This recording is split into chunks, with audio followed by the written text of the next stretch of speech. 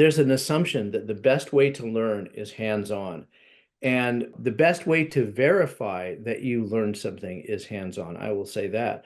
But surprise, surprise, not every student learns best hands-on. Now, we have a great amount of them in our industry because people who work on vehicles they typically are the kind of person who's attracted to our business. Often hands-on is best for them. However, there are some students who they would just rather sit in class and listen to me lecture all day. That's how they take in information. And we have to be careful to allow them to discover their own best way of studying and teaching. I believe in lots of notes. I make sure my students take lots of notes. If a student doesn't want to take notes, that's on them.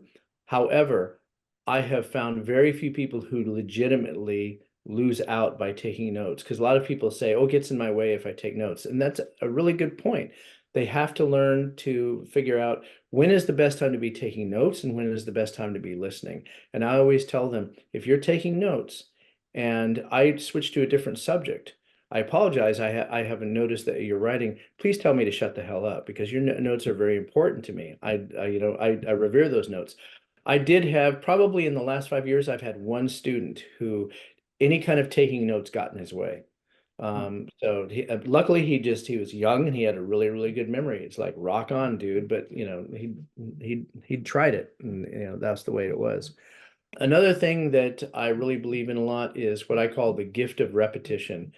Repetition, repetition, repetition. If you came to one of my classes as an observer and you were only there to observe how much I repeat myself, I would not be surprised if at the end you thought, these guys are going to punch this guy in the face. Does he think they're stupid?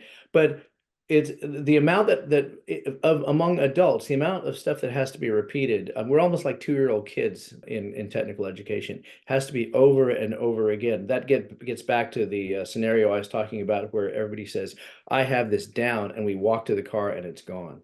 And the reason I'm interested in this is because all of the particular ways that I do, the small classes, the hands-on classes, the multiple cars, things like that, all of those are in service of being able to have repetition, which allows me to make sure that the student goes back to the classroom with as much, I'm sorry, goes back to work with as much as possible. This is what I don't like. Somebody will give a presentation, let's say it's at a conference, so they can't do hands-on in a lot of cases. And it's some advanced technology, and they go way over somebody's head. Now people are thinking they're dumb.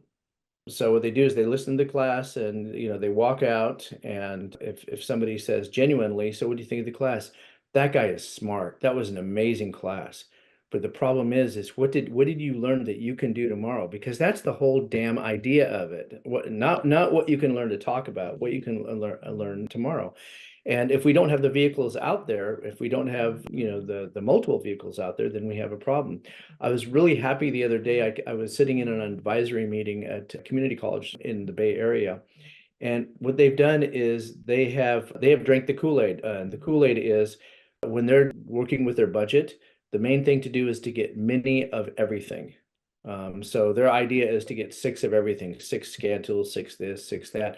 And the reason that's so important is because their classes are like 20 or 30 people.